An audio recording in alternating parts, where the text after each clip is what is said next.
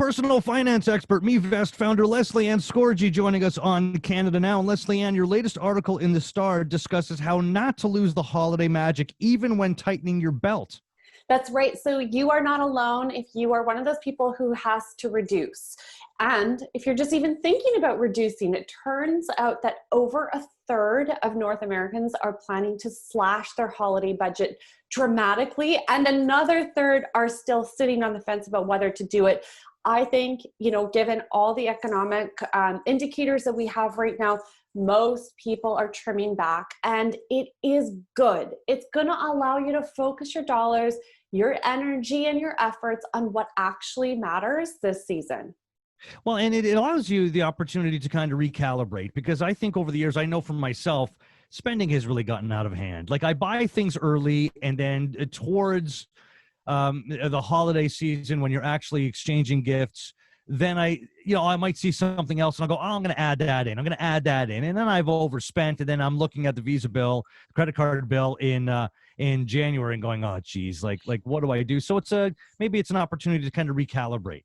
Totally. And what you're talking about is impulse buying, which we know. So you're really planful, you buy in advance, you try and take advantage of all the sales, especially this week, Black Friday, Cyber Monday coming up. And then you get really close to the actual day of the gift giving, and you're walking through, whether it's the Shoppers Drug Mart, the Walmart, and you see 12 more things. So you just add it to the cart, and they're only $5 each. So you just keep adding. Yeah. And so what you're talking about is this impulse that I would recommend, stop, because everybody is stopping. They're halting, they're regrouping to see what is the actual budget. And there is nothing like a whopper of a credit card bill in January to completely ruin the magic of the season.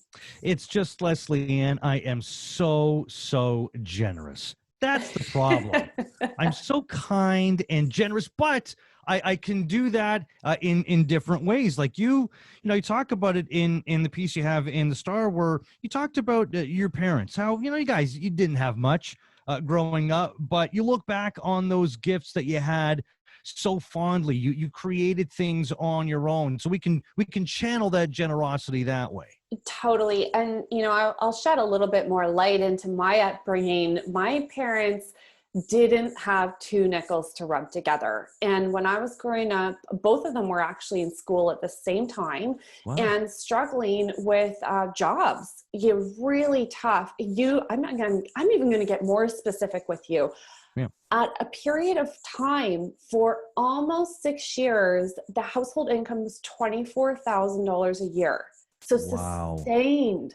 And that was a family of 5. So yeah, we used the food bank from time to time. And there were moments where my mom piled up the cart with groceries and actually couldn't check it out. So I saw that, and I saw this beautiful generosity that got extended to our family during that season. And frankly, we were part of those, we were the recipients of some of the gifts when I was really young, of people who were giving those boxes. And my mom always said, as soon as we can, we're going to give them back. And that actually became a part of our tradition. And for years, I'm not kidding you, for almost 10 years, we did do secondhand gifts, and we made things. We participated in free activities. And my ever so resourceful mother, which is where I get so much of my frugality from, she had us signed up for every free activity and event that was available. Now, this is to just say, I actually had the most amazing holiday seasons when I was growing up. They were wonderful because we didn't have to fight over gifts. There just wasn't a lot, and it allowed us to focus on what really mattered. And yeah, my mom also signed us up for a ton of volunteering, which I know this year is a bit strange. You can't really do it the same kind of way. But I think it's all about context. It's where you come from and what you want your holiday season to look like, because it can be magical on a shoestring of a budget. Well, and look, let's talk about the budget. One has to make a plan to stay on budget and to stay out of debt. And at the same time, you can get friends, you can get family to stay on the same page. I'm a big, big proponent of this. Actually, last night I sent out messages to all of my in-laws, my sister and brother-in-law, and I just said, okay, everybody, I think this is a perfect year to do a Secret Santa. How about we do $50 limits for everyone, and that's it. That's the end of the program, because guess what? It's, wherever you're sitting right now, you have to know you're in good company, whether you're trimming back because you have to, or you're just trimming back to respect other people. It's a great opportunity to trim back. And Secret Santa is actually, I think, going to make a huge comeback this year, as well as just generally reduced budgets. So one of my pro tips is this: you make that list, you check it twice, and then you slash it in half, because you just don't need to do it. Don't do it. Yeah. And reaching out to family and friends is a good opportunity for kids to learn good financial lessons.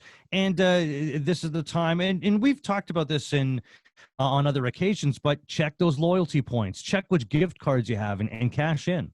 Do you know, this week I actually went through the drawers, and we have like a couple of junk drawers in the house. Like Tim's got one, I've got one, and then we have like the general pot by the front door, which I'm embarrassed to say is full of all these little gift cards that have $1.40, $6.90, and there's lots of them. So it turns out that the average Canadian actually has over $100 of gift cards around this time of year, because they've been collecting it all year long. Right. Perfect time to use them up.